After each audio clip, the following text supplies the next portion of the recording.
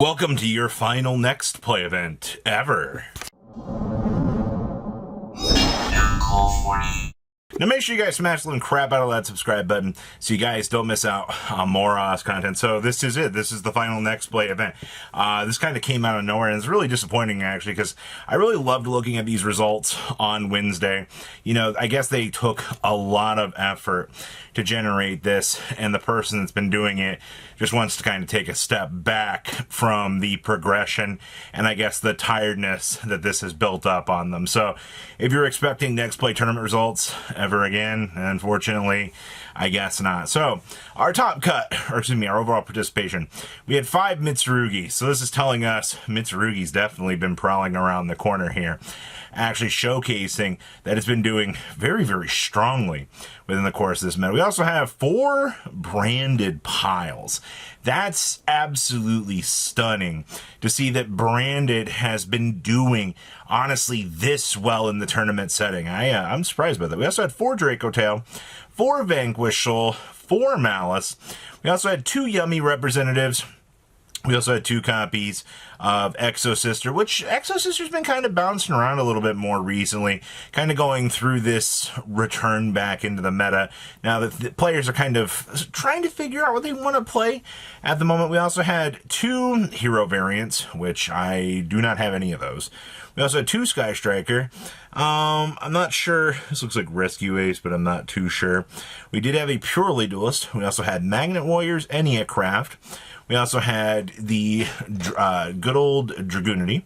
We had Eldritch, and we actually had some Canine for you. So overall representation here, as we are seeing the stage shift into this new meta here, I think your stage is looking pretty good for the new meta. You know, just kind of given some of the off, parts of the meta. I mean, it's okay. Now your top cut was a little bit more interesting. First of all, we lost a lot of our Mitsurugi players along the way. Not saying that the deck is bad. I'm just saying that Mitsu did lose a lot of its conversion rate, but also 2 Vanquish Soul players kind of brought up the rear here and did very, very strongly, also showcasing that this deck is also far from done. We also had a Malice, an Exo Sister, and a Sky Striker player. And the Sky Striker player did end up top 4ing. They didn't want to share their deck list, which is kind of stupid, honestly. I mean, we've seen plenty of Sky Striker decks running around. I think the most interesting innovations recently has been like the build-up of the Radiant Typhoon package into the deck, because it kind of gives the deck some extra configurations to kind of get the chance to set up. So, I mean, overall, there's nothing too crazy to talk about with this. When we get into the deck list here, you will see probably what we would consider the most interesting things today. So starting things off here has been the evolution of the Little Crackpot Bad Boy deck, aka Mitsurugi, who's been playing the New Demise. Now, New Demise mills down a ritual, allows you to convert its effect to do the ritual summon. It's a pretty dangerous and a pretty powerful card to, you know, showcase what this deck has been doing. Now, you're also going to notice, yes, we are playing Fiendsmith stuff in here. Fiendsmith, obviously, you know, you no longer have the slap 2 monsters together and go. But what you do have is access to Exciton Knight. Exciton Knight is now the rank 4 package that you can pivot into from your Mitsurugi cards and basically get access to the Fiendsmith combo very generically. So, kind of funny, actually. You know, we saw Mini Underworld Goddess was the problem, but now this deck is just going to pivot directly on into the next best engine that it's got available to it, and it's kind of disappointing to see, but I mean, that's just how this deck has been evolving quite rapidly. Next up here, we have Exo Sister. Now, Sisters, any deck that wants to rely on their graveyard or any shift of monsters from the graveyard is where this deck is really going to get the chance to shine. Now, obviously, times have kind of changed with this deck, but I mean, as long as Mitsurugi is kind of pulling things out of its graveyard, I feel like Exosister is just going to be one of those decks. It's going to have a natural calling that's going to want to be able to try to slow down the pace of the meta, or at least try to inconvenience the decks around it to make sure that it is getting that initial setup. You also do see we are playing triple Forbidden Crown in here. I don't really think you get much of a decision with this. I kind of feel like, you know, this is a deck that is kind of forced to play Crown, because your job is to make sure that your monster locks itself in, or, you know, you can go ahead and double, do whatever you need to do over whatever opponent's monster they've got set up. So, I don't know, this looks pretty decently strong to me. Next up here, we have your Vanquish Soul deck. Now, the canine package in this deck is still hilarious. I mean, you're doing 2 Azuna, 1 Lupus. I mean, you're kind of just locked in at that point. You don't really get the chance to do any of the other extreme plays anymore, because Joe Cool's now limited to 1. The minute that Joe Cool got limited, it did take away a lot of the power that this deck kind of had within the meta. That's not necessarily a bad thing at all. It's just, you know, now you got to kind of make your plays a little bit strongly to make sure that, you know, they're good to go. We're also playing the Rescue Ace package in here. Hey, getting the ability to filter through cards, draw into additional possible power cards to make sure that you can kind of control the opponent, I think has been a very, very rewarding thing to see. So I do support that. I think that's going to be a pretty good, strong indicator here for what's to come. So not too bad on that front. Next up here, we have Branded. Now, this stupid expulsion package, man.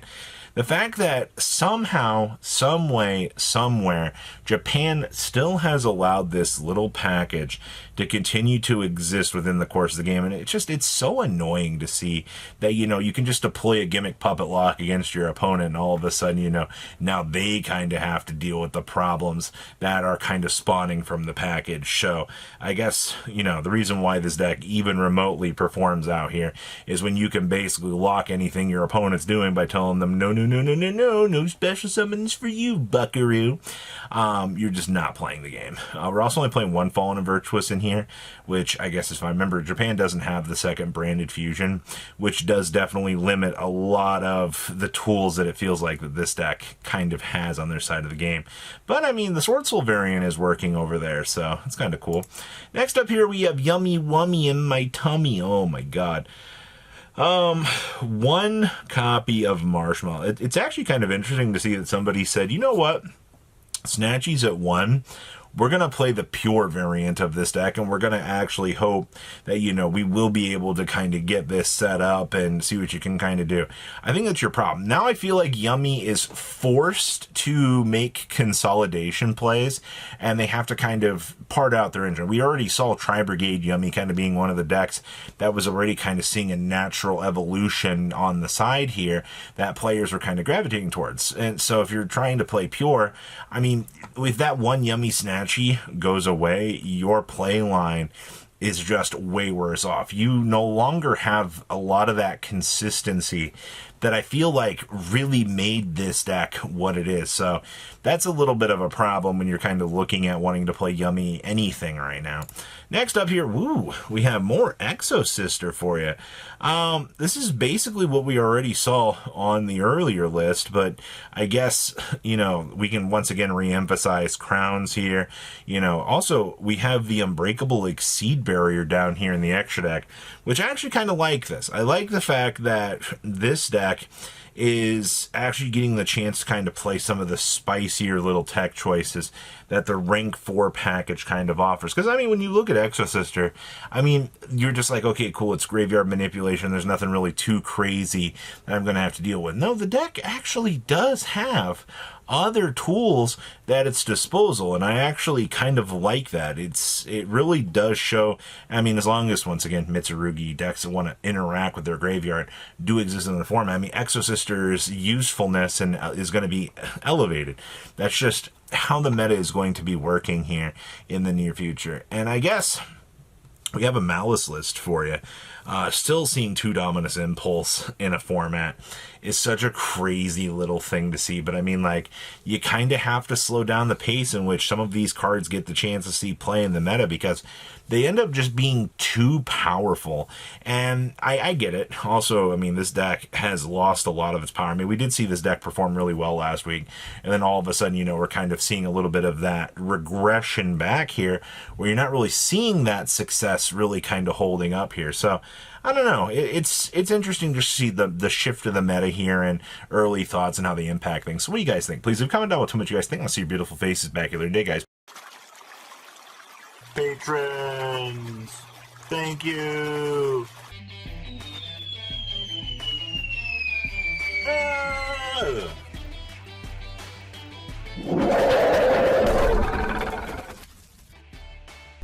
Thank you so much for watching. Check out these other videos.